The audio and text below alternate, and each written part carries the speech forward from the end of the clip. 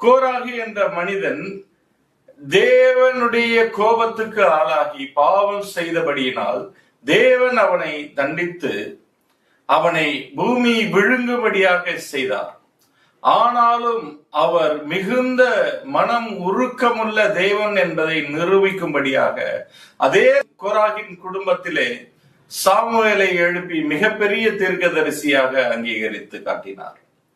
அதே போலவே ஏலியை தண்டித்த தேவன், ஏலி செய்த பாவத்தின் நிமித்தமாக ஏலியை தண்டித்த தேவன் அவர்களுடைய குடும்பத்தில் இருந்து ஒரு மிகப்பெரிய தீர்க்கதரிசியாகிய எரேமியாவை ஏற்படுத்தினார்.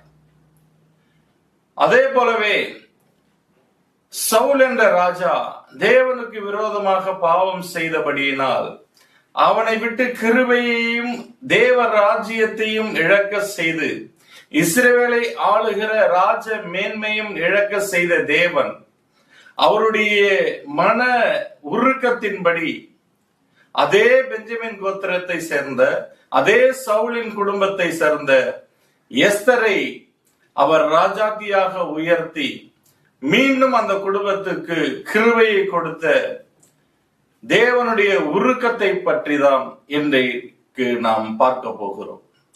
தேவனாகிய கர்த்தர் இமைப்பொழுது கைவிட்டாலும் அவருடைய மிகுந்த உருக்கங்களால் நம்மை மீண்டும் உயர்த்துகிற தேவனாய் இருக்கிறார்.